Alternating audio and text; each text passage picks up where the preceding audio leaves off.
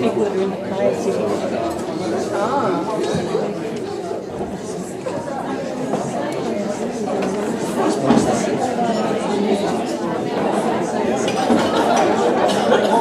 Yeah, but like, why are they putting things for people to stand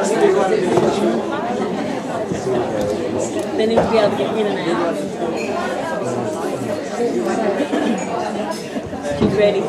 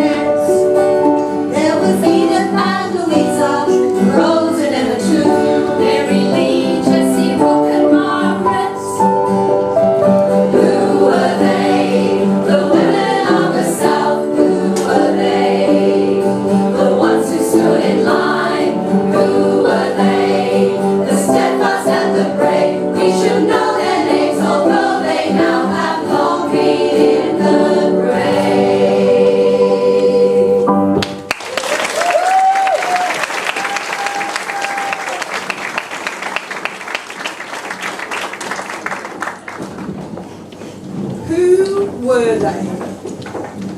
They were the resilient, intelligent, compassionate and daring women who fought to gain the vote for women in Australia.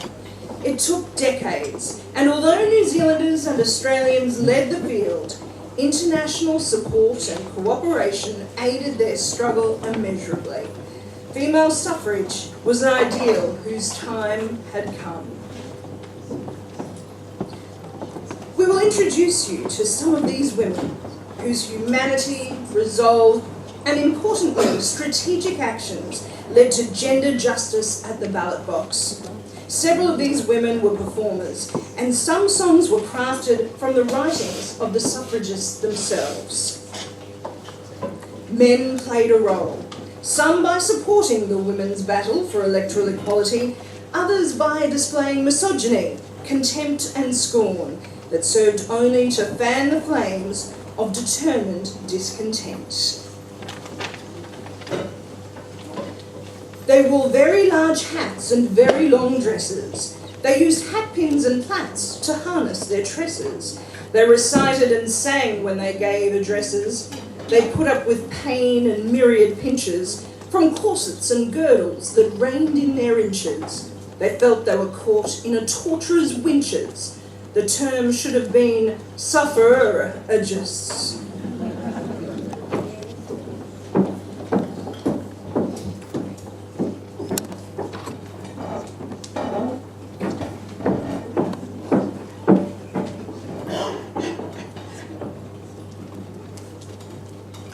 My name is Henrietta Dugdale. Using the name Ada, I have been writing to the Melbourne paper The Age since 1869 about issues of importance to women. Then I realised that women needed to band together to bring about change. Using the knowledge I had of the first suffrage society in the world, in London, I started the first suffrage society in Melbourne in 1884.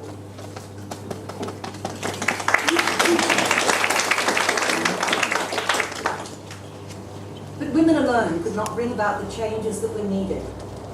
Here in Victoria, we needed the support of some far-sighted men. Dr. William Maloney was one such man, lover of the arts, an artist, and a dandy dresser with his red and yellow ties and Panama hats. Dr. Maloney introduced the first suffrage bill into the Victorian Parliament. Not all men were as supportive. Give women the vote, give them more say. I think not. They already talk too much. Women, yes, they already talk too much. Not a bad shrieker yourself, mate. Yeah, cockatoos, they like cockatoos. They shriek like cockatoos. Yes, and you sound like a galah. The honourable gentleman needs to be informed that with cockatoos, it is the male of the species that does the shrieking, as he has so well demonstrated.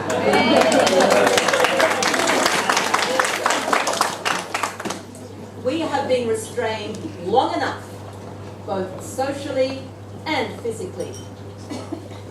When I was as young as 16, I realised that the way women dressed in corsets and long skirts was really bad for our health and the health of the children we carried. So I put aside artificial modesty, and one by one, I broke the bones in my whalebone corset. Amen. I started designing my own clothes, and in a much freer style, and I encouraged other women to do the same. Oh no! I will not wear a corset. Oh no! I will not wear stays. Oh no!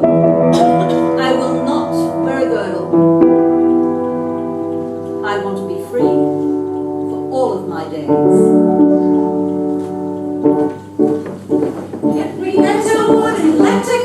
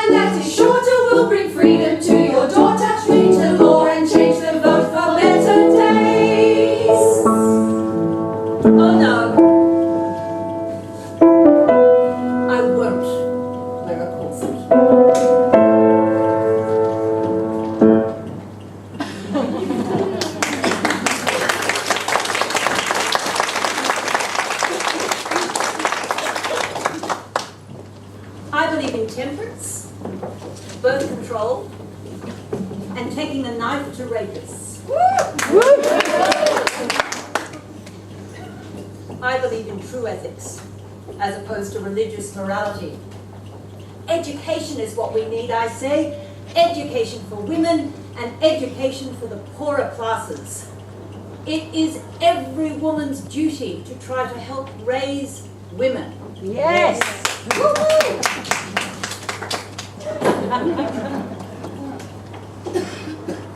Inspired by Henrietta Dugdale's establishment of Australia's first suffrage society, other women followed suit, and soon such societies sprang up all around Australia.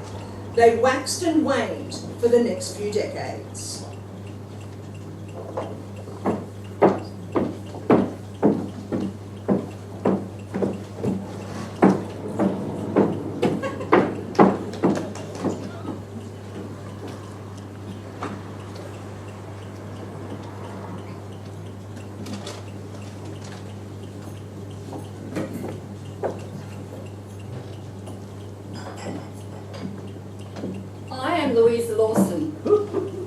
Hey, they say man's the sturdy oak and woman's the clinging vine. I tell you what, you want to be sturdy with you clinging to him, darling. Ain't no very big in the country. Indeed.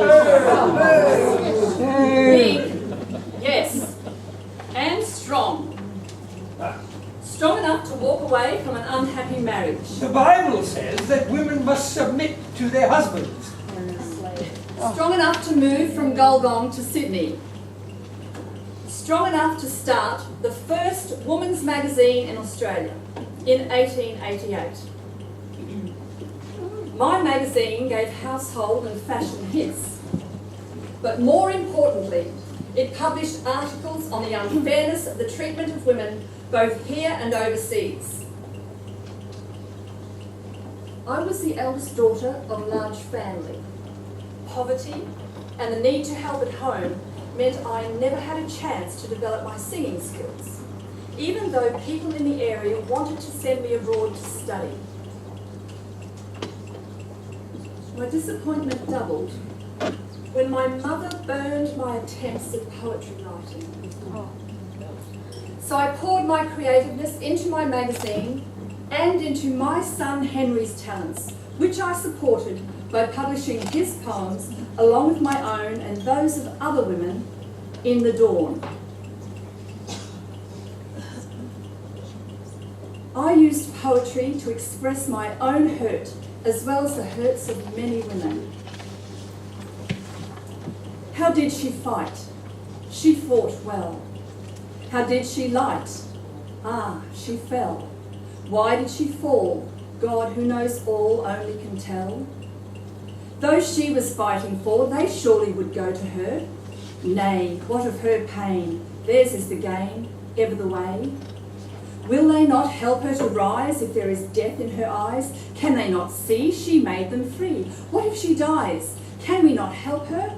Oh no, in her good fight it is so, that all who work never must shirk, suffering and woe.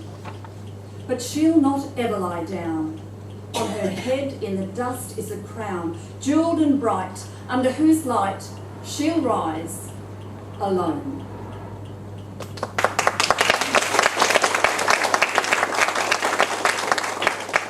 I wrote poems about strong women. Mrs. Lawson, if you'd allow me, Your Honour.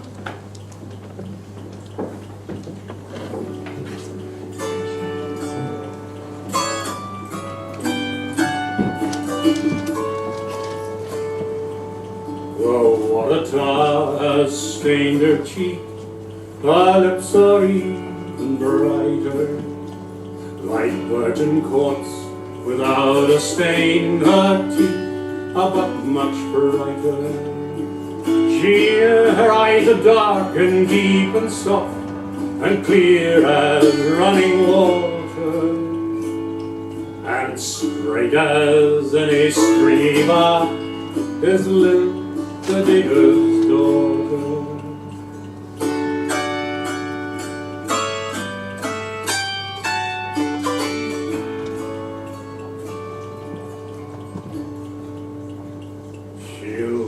a prospect, quick and well, work the ladle. The weight of gold by eyes you tell, and deathly work the ladle. She was her father's only mate, and wound up washing water.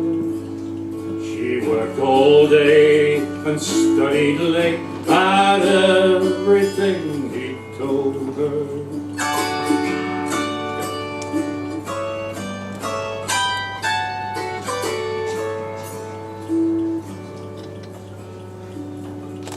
She stood alone above the shaft, a test for woman rather, when I sprang to the windlass shaft to help her and her father. She turned her pretty face to me to thank me, and I thought her the grandest girl of all her kind, sweet Lil, the digger's daughter.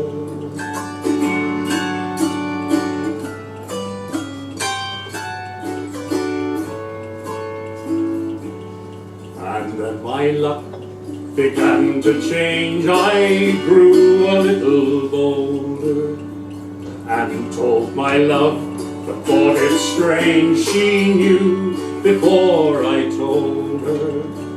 She said that she would be my wife, so home I proudly brought her to be my loving mate for life, sweet Lil, the digger's daughter. My loving mate for life, but still a digger's daughter.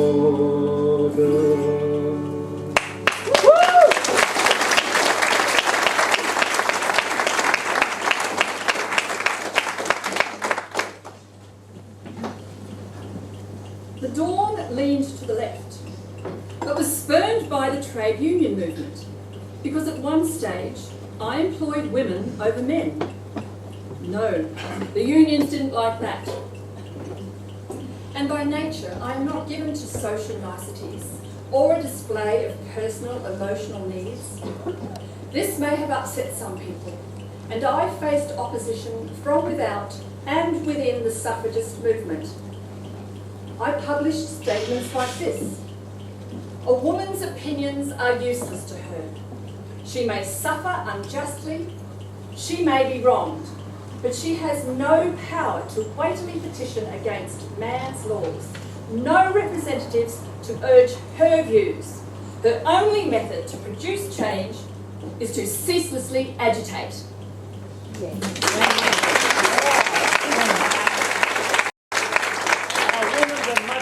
Place at the ballot box, the man is in the kitchen. Oh, what would you know about a kitchen? Why? Yes. Oh, rubbish. And yes, ladies are like cats. They should be at best kept at home. Oh, Yes. lady is a tiger with claws, sir. Like cats. So said Sir John Forrest, the first Premier of Western Australia. In case you were wondering, he was Twiggy Forrest's great-great-uncle. He quite forgot that cats do not stay at home. They travel and they can climb fences. In 1893, it was the Kiwis who really let the cat out of the bag. For the first time in the world, women were granted suffrage in New Zealand. But they won only the right to vote and not the right to stand for Parliament. New Zealand women turned it the knife without the blade, and they warned Australian women not to be fobbed off with half a victory. Support came also from British and American women who visited and toured Australia. Women's suffrage was an international movement, with the Women's Christian Temperance Union, all too aware of the social and domestic dangers of alcohol, playing a pivotal part. In 1894, South Australian women gained both rights, the right to vote and the right to stand. Women such as Mary Lee, Catherine Helen Spence and Elizabeth Webb Nichols were early, untiring workers to this end. They were assisted in South Australia by good blokes like Edward Charles Sterling, who was actually the first president of the South Australia Suffrage League in 1888. In Western Australia in 1899, the work of people like Lady Onslow and Edith Cowan had already assured a strong following for women's issues.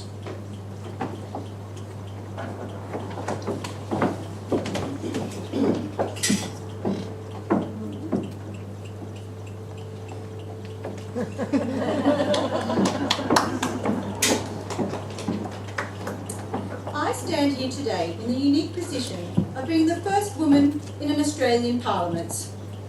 The views of both sides are more than ever needed in Parliament today.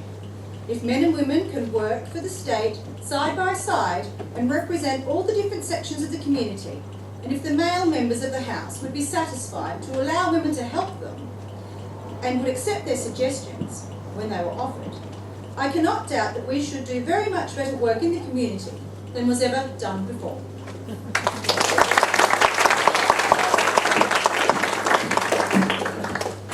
I'm Edith Cowan, and I became the first female member of a state parliament when I stood with the Nationalists in Western Australia in 1921. A memorial clock was proposed to honour me for my extensive work in social advancement. A proposal not universally supported. I am the Commissioner for Public Works in the City of Perth. And I am one of many who oppose the proposition to erect a clock in a public place. Madam, monuments are essentially intrinsically masculine. What a load of rubbish. Masculine. Male nonsense. Erect to what? I'm friends with the menads. Sit down. Quiet. And Quiet yourself. as such, I consider it improper and not an appropriate monument to a woman. Oh, well said, sir. Thank you. Thick as a brick you are. After a considerable battle, What? the memorial clock was eventually erected.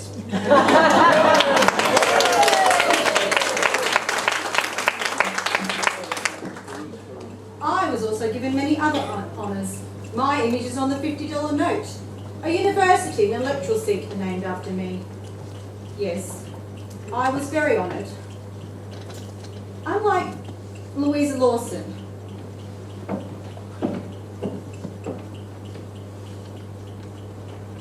there's so little public remembrance of her. The suffrage societies and the influence of magazines like Dawn helped increase the number of groups where women could be educated through reading. However, it soon became apparent that women needed to learn the skills of debating and public speaking if they were to ever win the right to vote.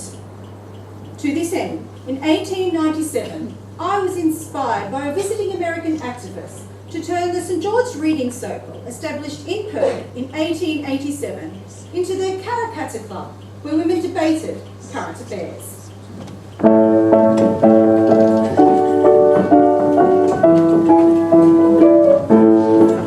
The Karrakatta Ladies Circle meets tonight.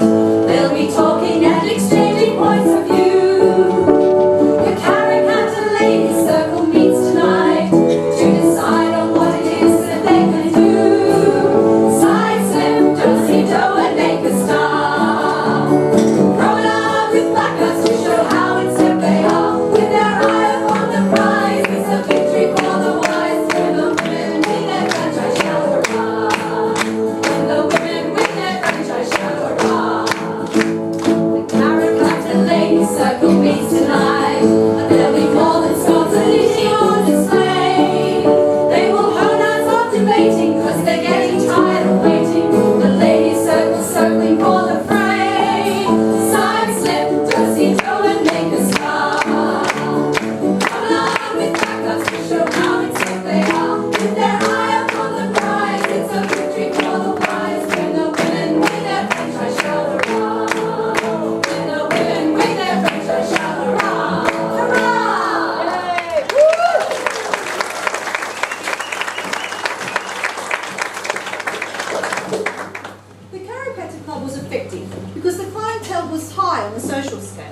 close to influential politicians.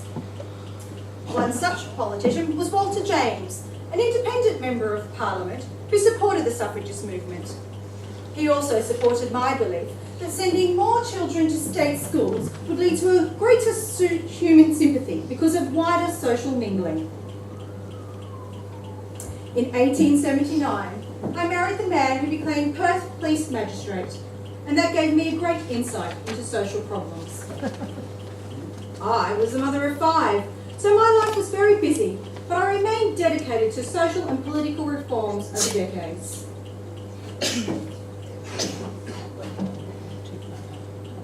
Two tragic, personal experiences gave me a serious approach to life. First, my mother's early death.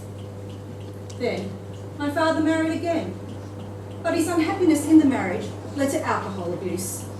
And in an argument, he shot my stepmother. For this, my father was executed.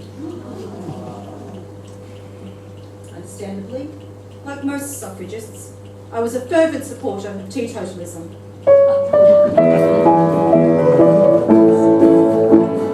Caricature ladies circle meets tonight.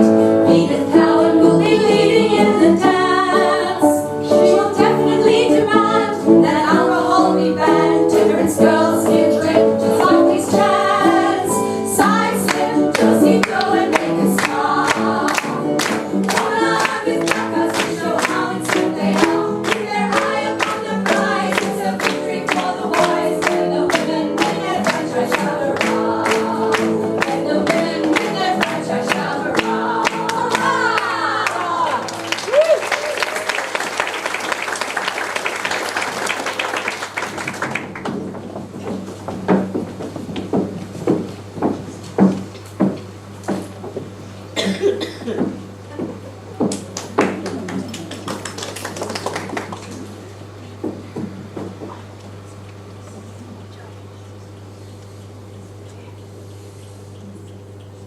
Maybank Anderson was a professional educator and a successful tax-paying businesswoman.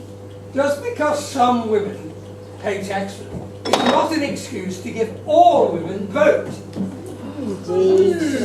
They were happy enough to ignore the fact that some men didn't pay taxes, yet had the vote. I am Maybank Self. I arrived in Australia as a child with my parents in 1855. I went on to marry and my name changed to Wolstenholme. But I was deserted by my husband. Among other causes, he found 10 pregnancies and 7 surviving children hard to deal with. Well, so did I. I had to carry on. I established my home in Marrickville as Maybank College and gained distinction as an educator. The women's movements were spreading and I became involved in suffrage leagues and began a paper called Women's Voice. I proposed it would be democratic but not revolutionary, womanly but not weak, fearless without effrontery, and liberal without license.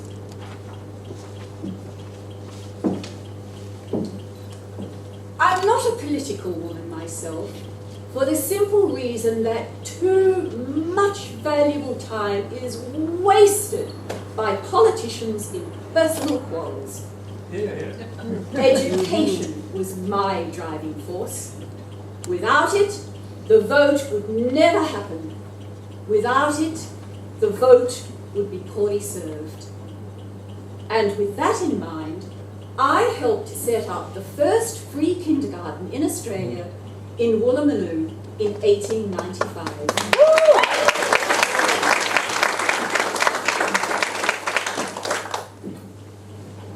In 1899, I was 54 and a divorcee when I met and married Professor of Philosophy Francis Anderson, bachelor, aged 41.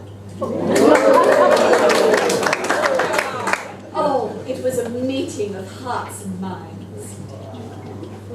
I became increasingly involved in university activities and organised associations that advised women students in self-help and opportunities.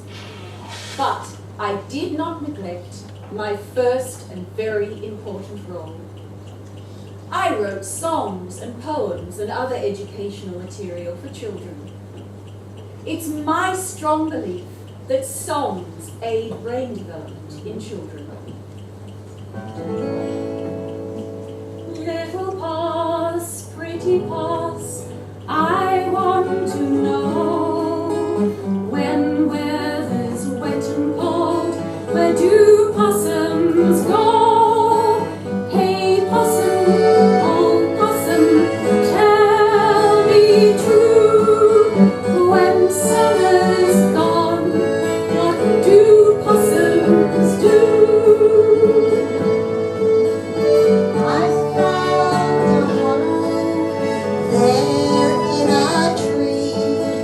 I wear a winter coat, snug as can be.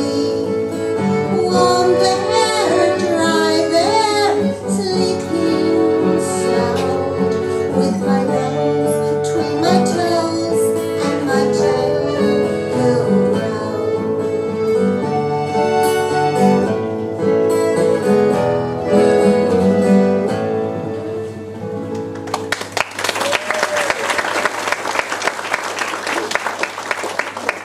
Another of my writings shows how one artist can influence the work of another. Allow me to demonstrate. Australia Fair. Australia Fair, I love thee, the dear land of my birth. To me, thou art the sweetest, the brightest spot on earth. I love thy golden sunshine, thy sky of peerless hue, the soft rays of the distance, the hills' faint tints of blue. I love thy golden beaches with clear waves tipped with foam, the capes that stand like bulwarks to guard my native home. I love thy leafy gullies where palm and tree fern hide, and the tall grey gums that clamber up every hillside. I love thy ferny pathways where wattle blossoms fall, and in the leafy distance, the bellbird rings its call. I love the old slab homesteads, each peach and lemon tree. The paddocks and the slip rails, they speak of home to me. Dear southern land Australia, wherever I may roam, my heart will turn to thee forever, my native home.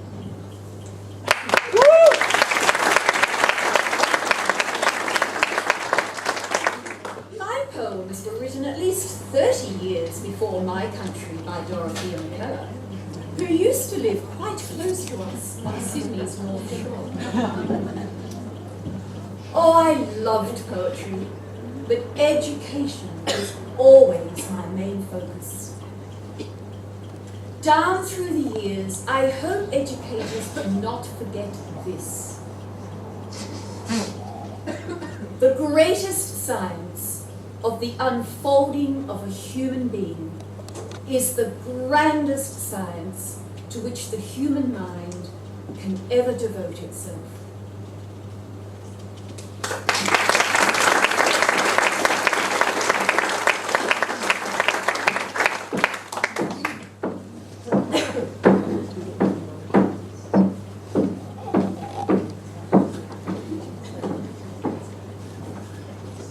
I'm a Victorian Member of Parliament, and I say and firmly believe that there is nothing more detestable, delinquent, than an absolutely logical woman.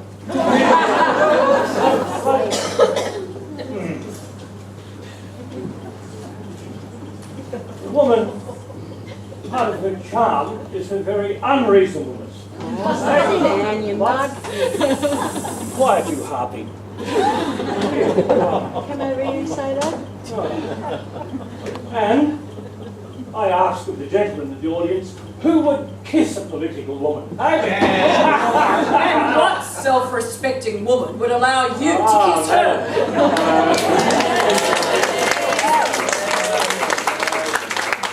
Would you submit to a kiss, madam? I'd rather kiss my dog. Oh.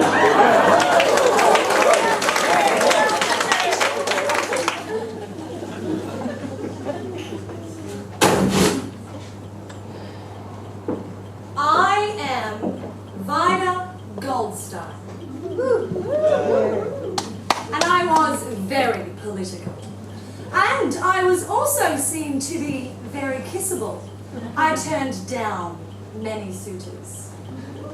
I had my eyes on bigger things for women than domesticity. I devoted my life to education and women's rights.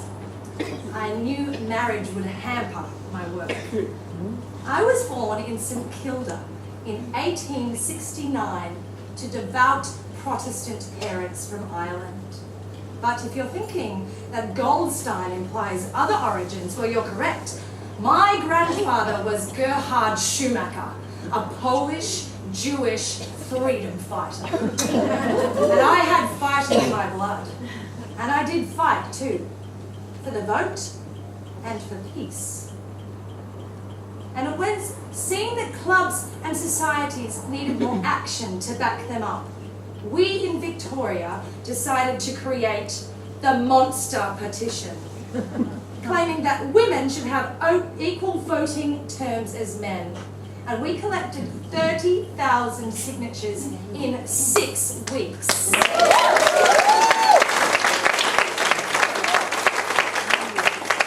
We tabled them in Parliament in September in 1891 with the support of then Premier James Monroe. Constant social work and exposure saw me invited to the International Women's Suffrage Conference in Washington in 1902, where Australia was praised for our gains in women's suffrage. I also spoke at large meetings and conferences in the United Kingdom.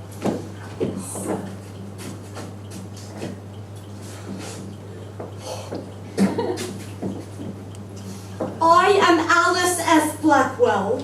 I was born in New Jersey in America. When Vida Goldstein reached Washington for the International Women's Suffrage Conference in 1902, much of the world already knew Australian women had won suffrage. She won high praise from President Theodore Roosevelt and from Congress when she addressed them.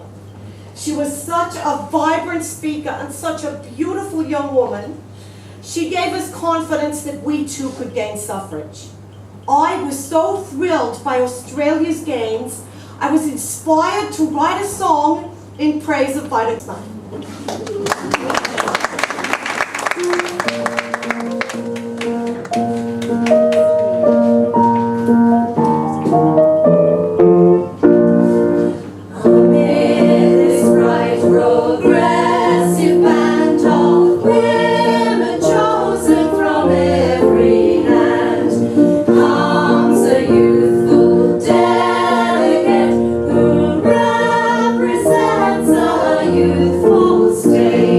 Australia's newfound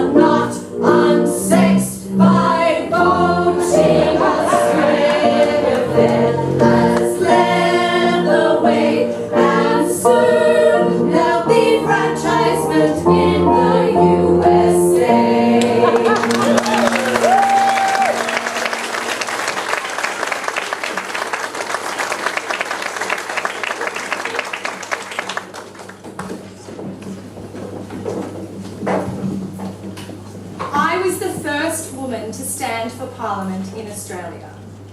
5 times I tried in Victoria, always on the grounds of world peace. It was ironic. Victoria had the first and most active suffrage movement, yet we were the last to win it for state votes. Encouraged by Dr. Charles Strong, a reverend with the Australian Church, I helped establish the Victorian Children's Court, and I inspired Justice Higgins to fix the award wage based on the criterion of an average family.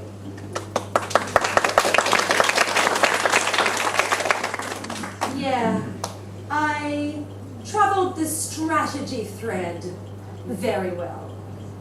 And I was still protesting the atomic bomb in 1946 with words like these. Protest, in order to be effective, must be followed with resolute action.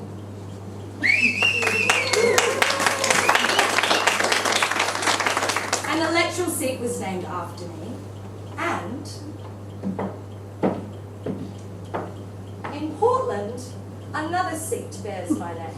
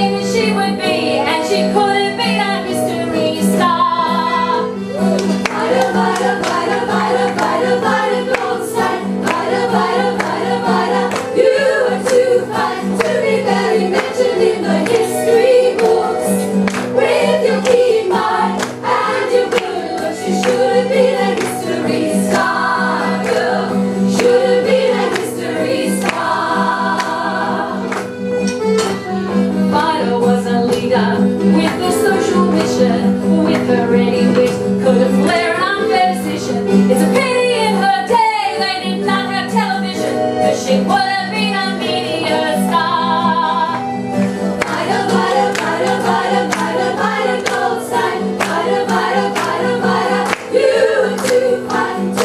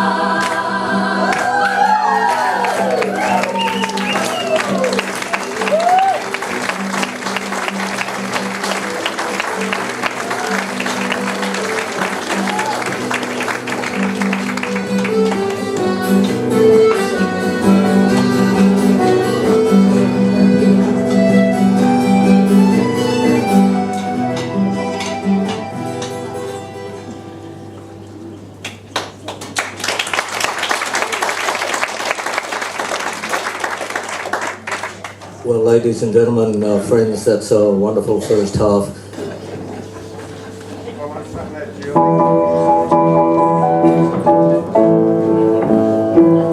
Through the streets of the town, talk, talk, talk, talk the opposition down. Chalk, chalk, chalk, chalk it up on the wall. We are the suffragists and we walk tall. Walk tall, one and all, we will never, ever, ever let the voting banner fall. Raise your voice, let it roll, let it roll. We'll fight to gain the rights for the rich and for the poor. Walk, walk, walk through the streets of the town. Talk, talk, talk, talk the opposition down. Chalk, chalk, chalk, chalk it up on the wall. We are the suffragists and we walk tall. March on, stay strong, with hearts and a spirit, who have found where they belong. Your choice, your voice, will gain the vote for women and a reason to rejoice. Walk, walk, walk through the streets of the town. Talk, talk, talk, talk the opposition down. Chalk, chalk, chalk, chalk it up on the wall. We are the suffragists and we walk tall. Walk, walk, walk through the streets of the town. Talk, talk, talk, talk the opposition down. Chalk, chalk, chalk, chalk it up on the wall. We are the suffragists. We haven't had to use our fists. Petitions gave us lengthy lists of those who wanted to assist us all. Walk tall.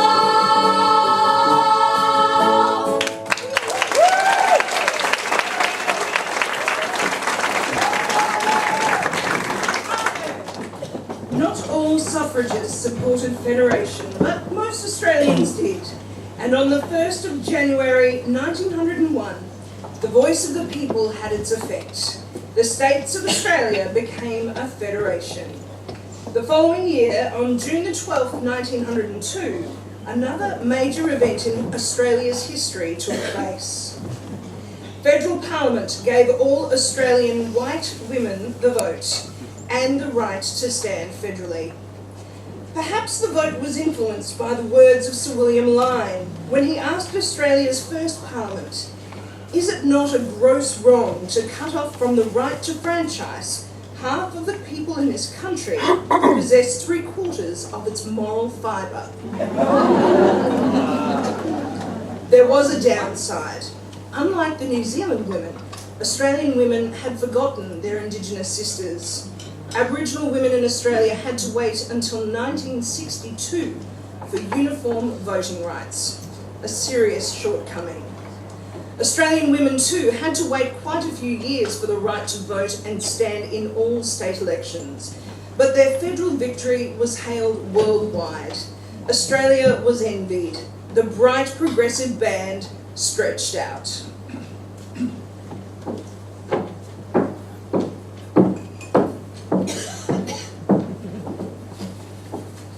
We walk tall.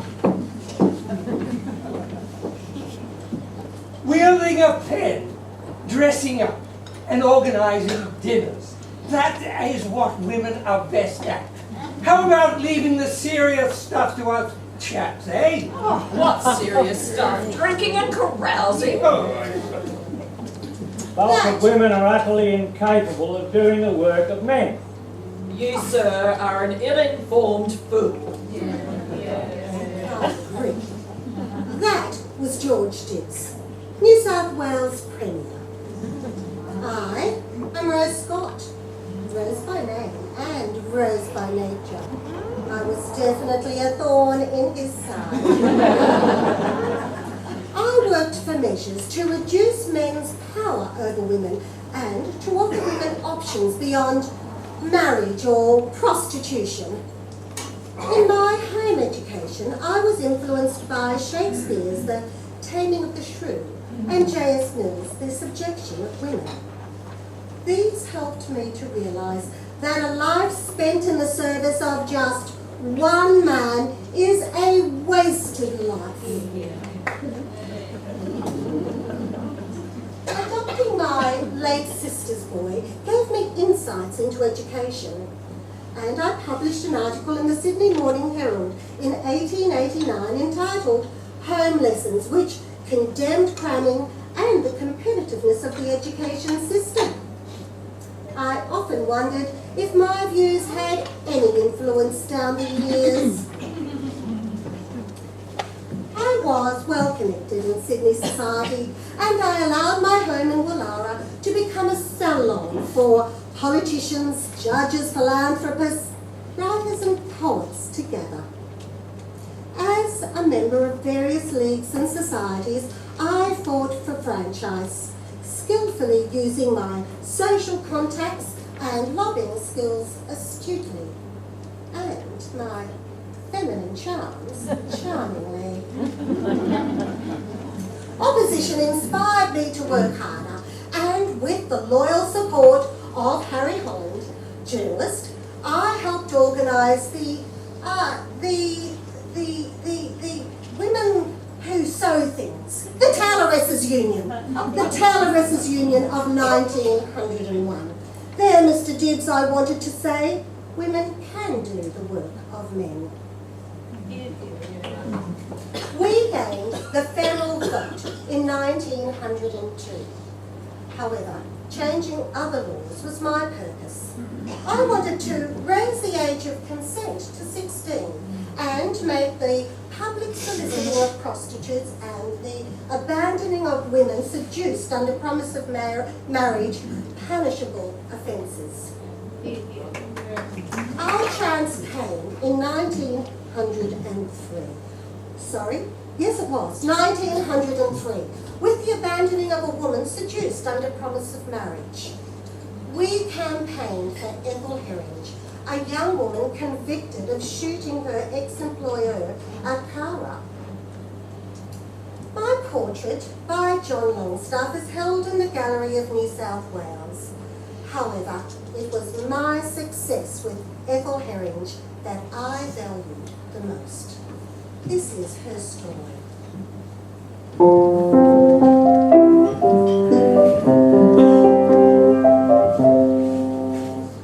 The parlour maid at the Cara Hotel was a comely lass who served drinks well. She has a murderous tale to tell. How bitterly bloomed the day. Ethel had a landlord, Morris Strongly, and they did what comes naturally. She thought she was his bride to be. How sweet, how bitter, all the winds of trance, and all the fallen leaves will spin and twist and dance. Ethel was pregnant with twins, it seems, and Morris Strongly would smash her dreams. He had entirely different schemes. How bitterly bloomed the day. She asked for a wedding to remove her shame, but Morris refused her the right to his name, though his mother said Ethel had fair claim. How sweet, how bitter, blow the winds of trance, and all the fallen leaves will spin and twist and dance. Ethel set a date for November 19th, with powerful witness and her sister Kathleen. The parson called Smith to complete the scene. How bitterly bloomed the day. Reverend Smith felt things weren't right. He wished he had stayed home that night. Signed the papers and fixed this night. How sweet, how bitter, love.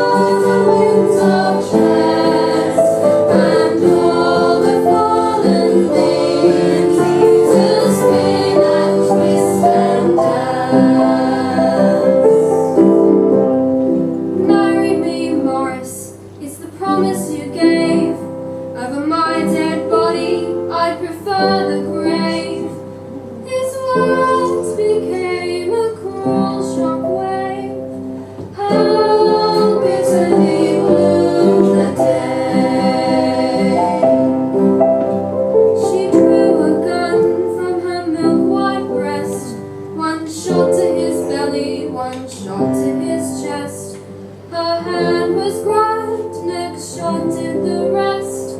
How sweet or bitter blow the winds of chance, and all the fallen leaves will spin and twist and dance. Ethel went to jail for willful murder. She begged, she pleaded, but no one heard her, except Rose Scott, who became a crusader. How bitterly bloomed the day. Rose rose up with the suffragists. They raised their voices, they raised their fists. The sentence changed by legal twist. How sweet, how bitter blow the winds of chance, and all the fallen leaves will spin and twist and dance.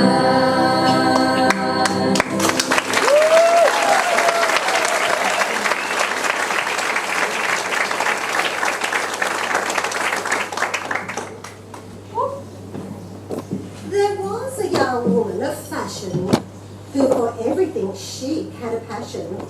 Thought it vulgar to vote, yet spent hours and gloat on different ways of tying a sash on.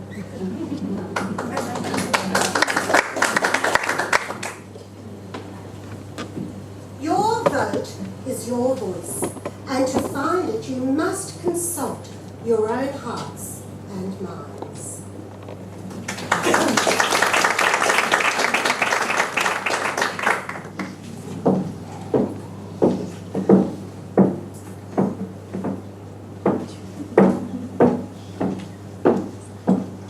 No woman can do more than her bit, often falling short of her intention.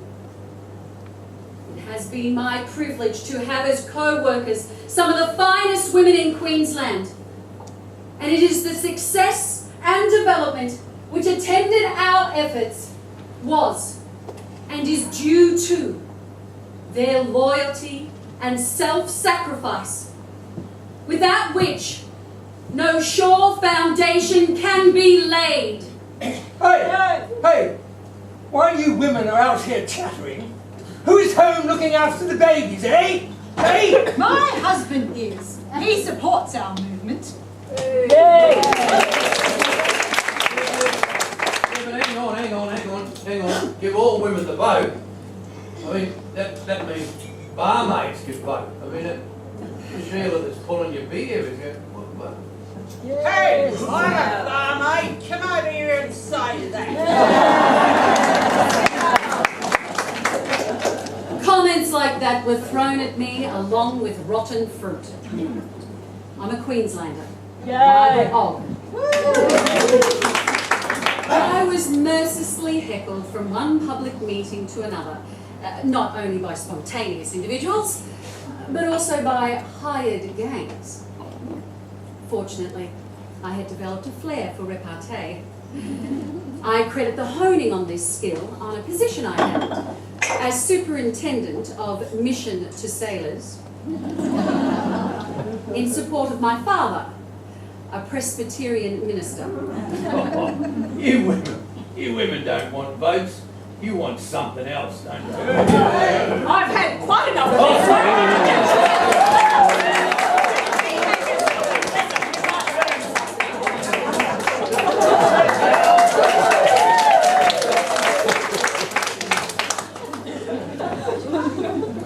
Indeed, sir, you do know they call me the old battle axe, don't you? Well, sir, be careful I don't aim myself at you, otherwise you might end up singing a different tune and in a slightly higher key. My conservative upbringing in me instilled the idea of public service. I was homeschooled, taught to dress for dinner, and to play the viola. Things I began to think of as mere frippery. Once Tasmanian women had won state voting rights in 1903, in Queensland we had none of these things. I decided to set out and to gain the eyes and minds of Queensland women. I got involved in the women's movement of Queensland, and I set to change social norms.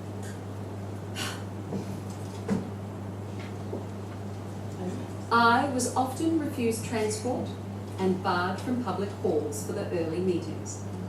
So, I toured the country in a horse and sulky, sometimes with a companion, but always with a trio of kerosene lamps to light my street meetings. My idea of touring was taken up in Britain. I also edited the women's section of United Grazier, and I wrote poems under the name of Anne Dante, out in the bush. Here where for centuries bushbirds sang, and on the hills the natives hunted game. A rude beginning of a township sprang. From a penal settlement our fathers came, worked, willed, dared and hoped to activate this city that we build.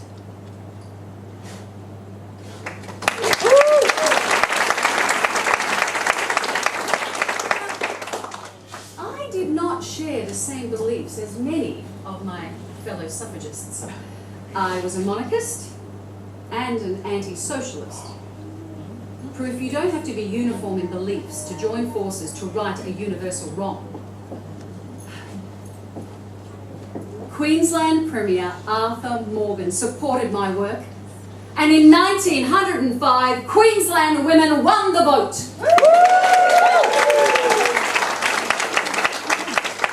I continued working for women, and in 1913, I became a lobbyist.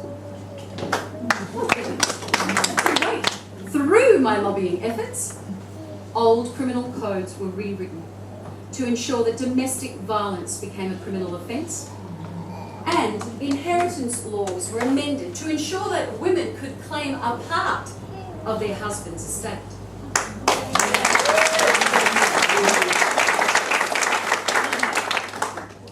It was my privilege to have as co-workers some of the finest women in Queensland. And I used to say to them, there is one more thing that you must do. And that is to stand up and to wave the younger generation on.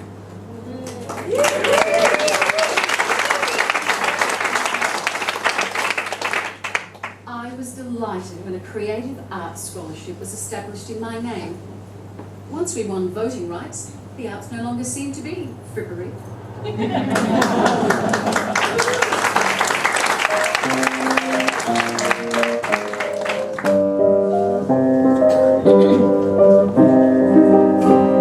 Life's nothing but cleaning and scrubbing, sewing buttons and darning socks, cooking the dinner and washing the dishes, letting down all the children's frocks. When these tiresome jobs get me under, I often sigh in vain. For a self-cleaning house it would be such a wonder, or a tumble-down castle in Spain. I'd like to be free from the chain for a spell when life seems stale and flat. Forget all the patching and all of the mending and other things like that.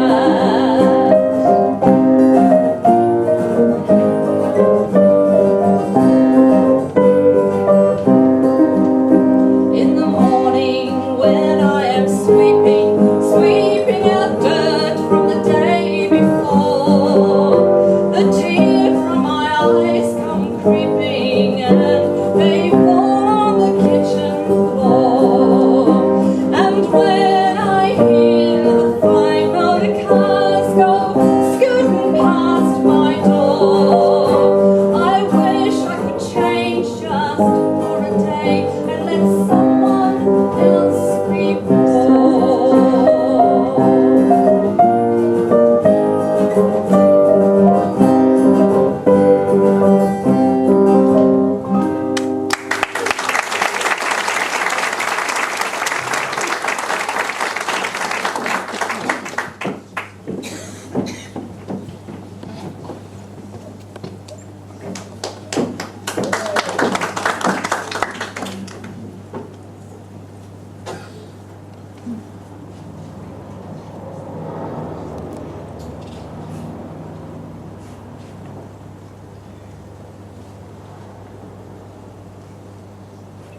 Give her the baby.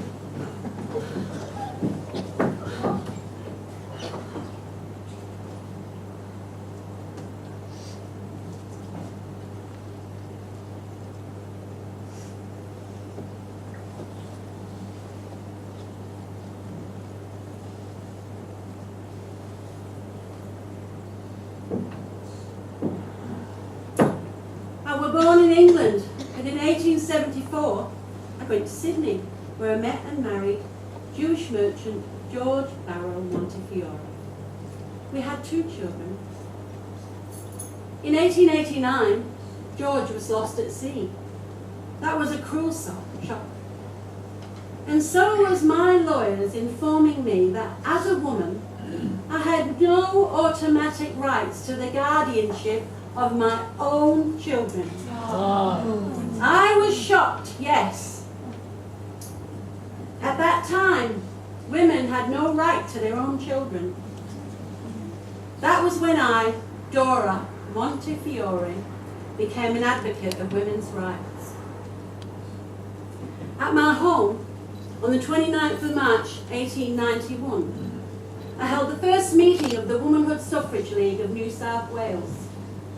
The following year, I went back to England, where I joined the recently formed Women's Social and Political Union.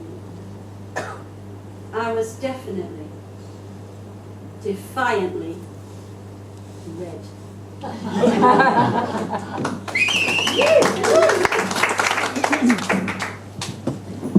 Writing poetry helped express my strong feelings for justice, not just for myself, but for all people.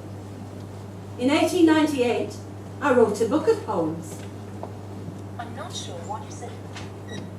New woman. She listened to the heartbeats of the people in their pain. She pondered social problems in her heart and in her brain. She dared for the first time to think and then to act. She flouted social fictions, changing social lie for fact. She saw infants doomed to suffering, maidens, slaves to lust, saw starving mothers barter souls and bodies for a crust, saw workers crushed by sweat, heard the cry go up, how long? Saw the weak and feeble sink beneath a system cruelly wrong. She thought and lived quite simply, dignified by labour done, changing old world patterns for new, freedom hardly won. Clear-eyed and saved by knowledge, her ideals were fixed above, to herald in new woman, the old perfect law of love.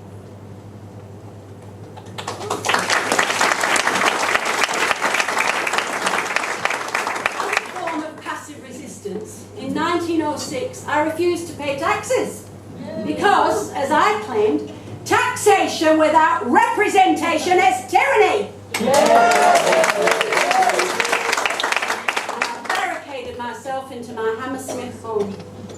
After a 6-week siege, my furniture was sold off by the bailiff. I was later arrested and imprisoned for rowdily demanding votes for women in the House of the lobby of the House of Commons. I joined several other socialists in prison. My time in jail didn't cure me of my bad attitude because I went on to join several other socialists in various organisations. I later went to Britain, where I helped form the British Communist Party. As a result, I wasn't allowed back in England, to Australia, to see my son. When G.K. Chesterton made an anti-Semitic attack on me, Will Dyson, the Australian cartoonist, supported me, as did well-known socialist newspaper owner Henry Holland. In 1910, I went to visit my son, Sydney, an engineer who settled in Sydney. While I was there, Henry Holland became ill, So I stepped in and edited his newspaper. I wrote editorials and caused controversy by castigating the introduction of compulsory military training for new school-age boys.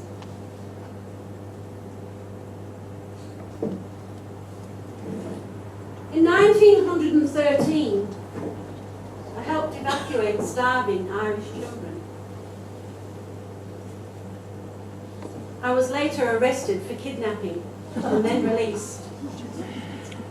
But I was compelled into this action. In the gutter, in front of our hotel in the main street of Dublin, there were 3 garbage tins. Each tin was being furtively and rapidly searched by ragged kiddies aged 4 or 5. They were wolfing down the broken meat and bread they found. How could I see that and do nothing? Dora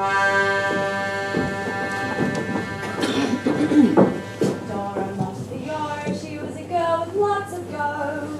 Go, Dora, go! She took on the establishment and struck a body blow. Dora Montefiore was a leader to be sure. Dora Montefiore, she was not allowed to vote. Go, Dora, go! But they taxed her money and that got on her goat. Dora Montefiore was a leader to be sure. Dora Montefiore wouldn't pay the unfair tax. Go, Dora, go! They took away her furniture in trucks and great big sacks. Dora Montefiore was a leader to be sure. Dora Montefiore, she was sent to Holloway. Go, Dora, go! But she came out even stronger to fight another day. Dora Montefiore was a leader to be sure. Dora Montefiore should be kept in memory. Go, Dora, go! To the likes of Dora, we owe our liberty. Dora Montefiore was a leader to be sure. Dora Montefiore was a leader to be sure.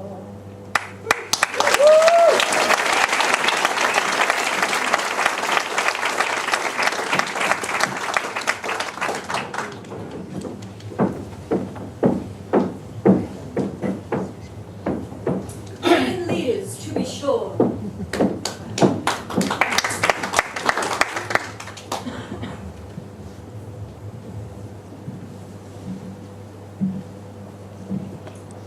I am Muriel Matters, born in 1877 in Adelaide into a Methodist family. Influenced by our hard-won franchise and by the writings of Walt Whitman and Henrik Ibsen, my political ideas were well developed, and by the age of 28, when I travelled to London, I had already voted twice.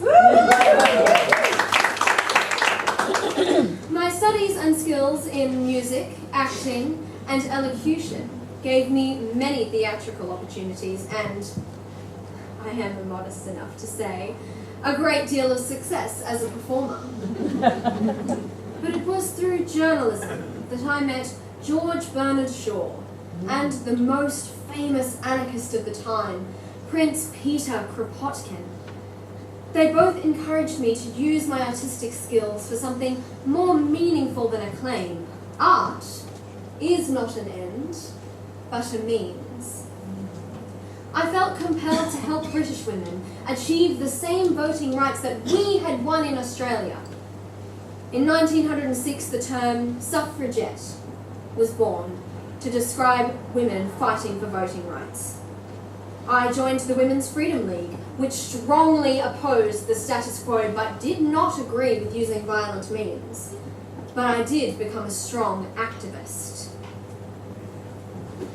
Women in London were unable to view the action in Parliament because of a separating grille, and many wanted the grille removed. In 1908, a friend and I chained ourselves under our clothes to the grille. Police could not be seen undressing young women, and so they removed the grille with us still chained to it.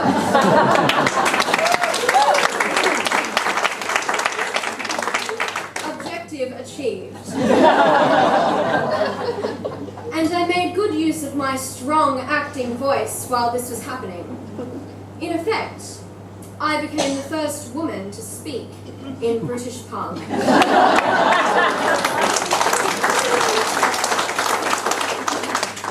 Mr. Speaker, members of the illiberal government, we have sat behind this insulting grill too long. It is time that you cease to legislate merely on effects. It behoves you to deal with the primary causes. You are discussing a domestic question, and it is time that the women of England were given a voice in legislation which affects them as much as it affects men. For too long, we have listened to the illogical utterances of men who know nothing about it. Attend to the women. For 40 years, we have sat behind this grill, and we are going to do so no longer. One for the colonials. In 1909, I hired a Zeppelin that dropped circulars saying, "Votes for women." I returned to Australia in 1910 and toured to assist those states yet to be granted the vote. I returned to England, married in 1914, and later studied education with Maria Montessori. I worked with the poor children and mothers of Lambeth in London. When suffrage was granted to British women, I stood for Parliament. I was unsuccessful, but I felt that my life had been well spent in assisting that struggle and campaigning for peace. Yes, I mattered. South Australians thought I mattered. They established the Muriel Matters Society.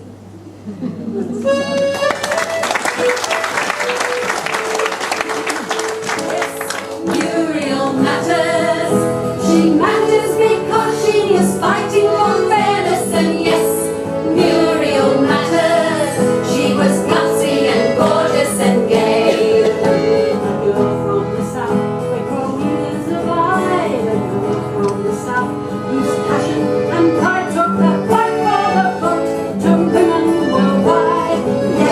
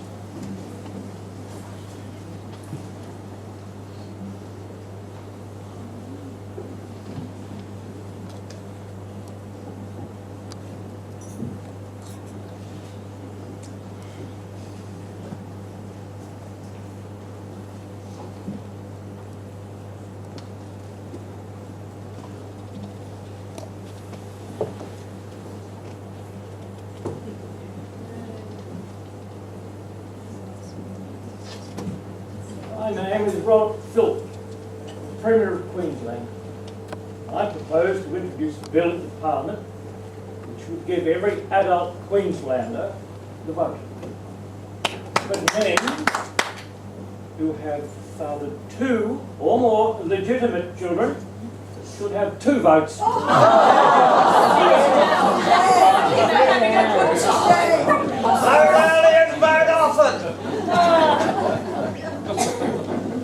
And women are supposed to be the illogical 6. His bill never got up. I'd claim some credit for its failure because I campaigned against it.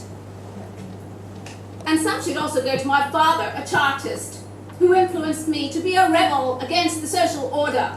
In England, as the eldest child, I would accompany him to meetings 16 miles from home, walking. It's just as well I was brought up tough. When their father died, I supported my 4 children in Manchester by sewing 12 hours a day, 6 days a week. After migrating to Australia and the death of my second husband, I married Andrew Miller and became Emma Miller. After years of campaigning, I was known as Old Mother Miller, Australian suffragist. I was proud of my title, the Grand Old Labour Woman of Queensland.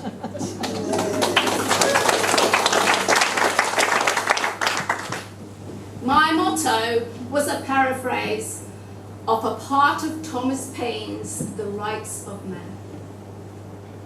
The world is my country. To do good is my religion. In 1890, I helped to form a female workers' union, mainly of tailoresses. And in 1891, I marched with Cheers strike prisoners and was jailed. When released, I travelled west, organising for the Australian Workers' Union. By 1902, we women had the federal vote, but could not vote in Queensland state elections. My motto, and what I was most famous for, was fighting for equal pay and equal opportunities for women. One of my greatest supporters was J.S. Collings, the Labour politician. But my militant activism was most apparent on Black Friday of the 1912 strike in Brisbane. I led a large contingent of women to Parliament House, braving the batons of foot and mounted police. Police Commissioner Cahill was mounted on his thoroughbred, which reared up right in front of me. Cahill had his baton raised, and I felt so enraged and frightened that I pulled the hat pin from my hat and I struck.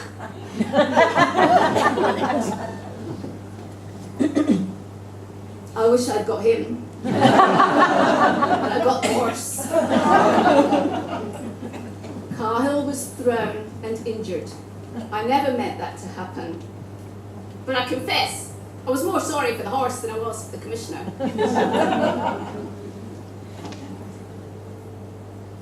Men in uniform.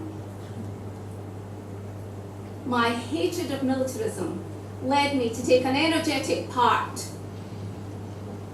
in the conscription campaigns as president of the Queensland branch of the Women's Peace Army.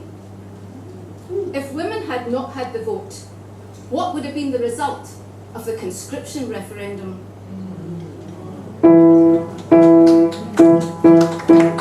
Old Mother Miller with a big black hat on, more than a match for a copper with a baton. Born a rebel, born to win, but don't trust her with a long hat pin. Old Mother Miller with a big black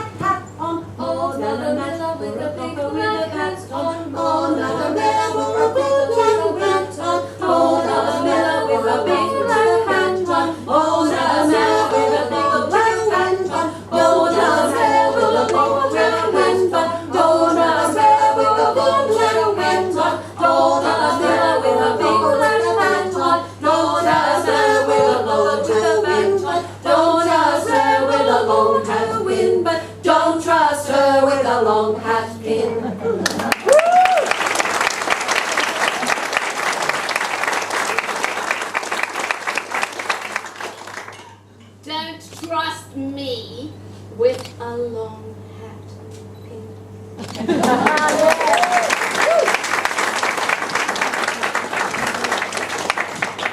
We don't know who wrote this poem. He was a Labour Party campaigner who was very impressed by old Mother Miller. 76 and 5 stone 5. It's time she took a spell. But no, once more she's out to strive for the cause she loves so well. Out once more Trude's home to drive and show up Tory tricks. Emma Miller, 5 stone 5 and aged 76. Honour her for the fight she's fought in battles lost and won. No reward she has ever sought save the thought of duty done. And still she's out to serve, to strive, in the bitter fray to mix. Emma Miller, 5 stone 5 and aged 76.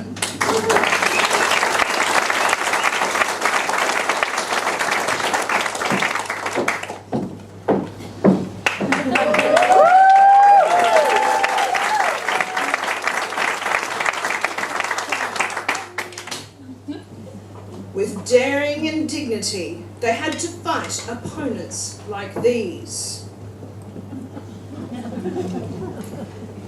Sadly, some attitudes die.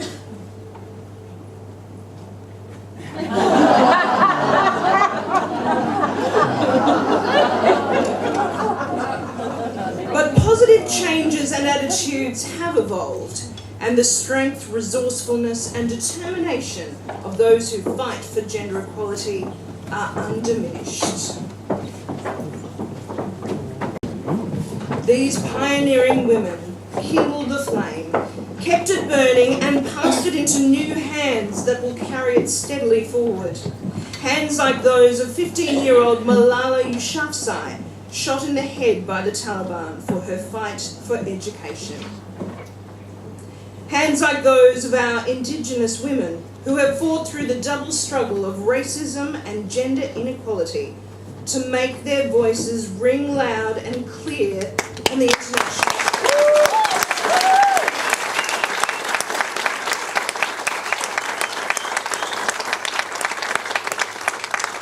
Those women who were invisible in that early struggle but have now joined hands with us. We will continue to carry the flame.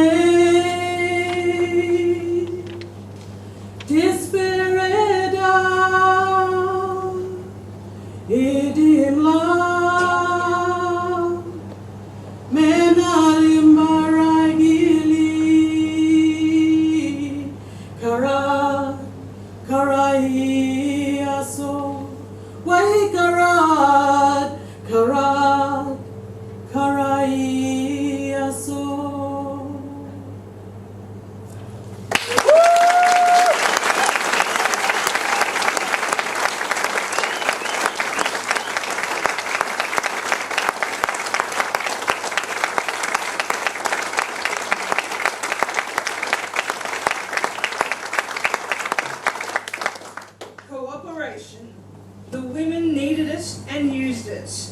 Our future will demand it from us too.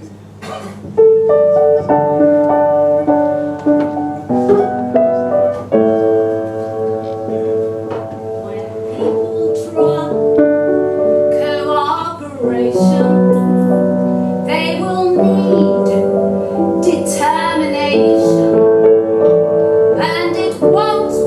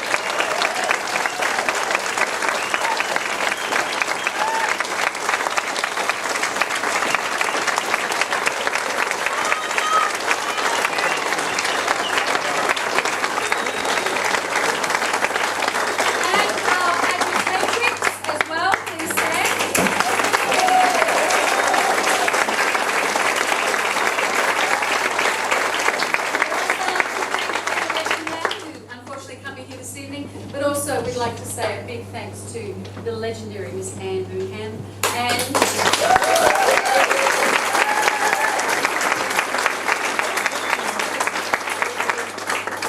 of course Jane Mayer, the director, ladies and gentlemen.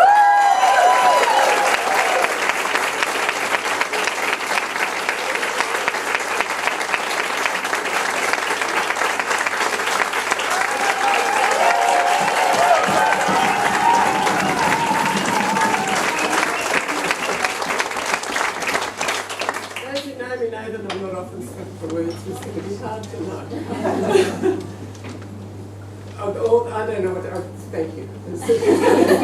I think these women and their great bloke supporters have recreated what those original suffragists did. They sank all of the different backgrounds, all of the disagreements about every other thing that could, and they just worked. They worked their bums off. Everybody did to get this fabulous result, and I'm just so incredibly proud of them. So very, very grateful. Phyl Lobl, I don't think she realised what she had started when she wrote this play, but she wrote it, and this is being recorded. Thank you, Dennis, for the recording. Phyl can't be with us, so it'll be on DVD. Thank you, Phyl, right down the barrel at you, for creating this beautiful thing. It's a cornerstone of history. And thank you for allowing the adaptation of it, for letting me take your baby and do things to it. It's been an incredible experience, it really has. And thanks, of course, to Magda and Mervyn, who's created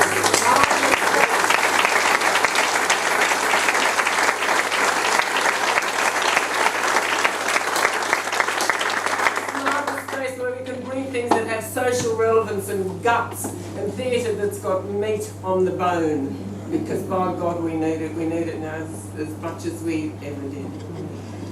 I'd like to also to thank Elizabeth and Christine, sorry for standing in and doing the slides for us, we could have been in a pickle otherwise. I'd like to thank one of our absent musicians, Helen Rowe, who contributed incredibly to the development of the music, but for family reasons can't be with us.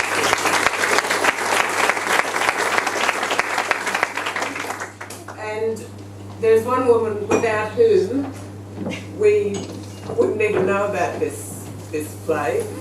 She thinks lucky day.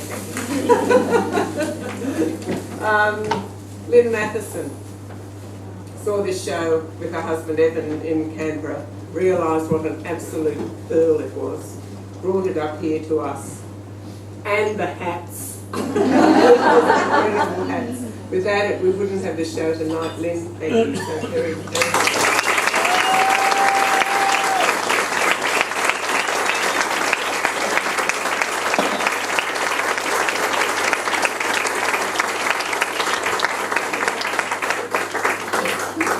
Absolutely unexpected and really undeserved.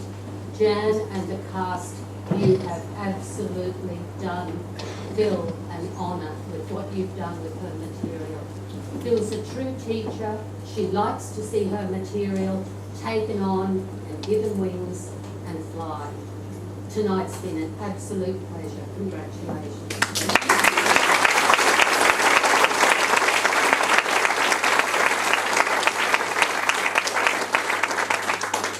None of it would be worth anything if it weren't for you. Yeah. Thank you.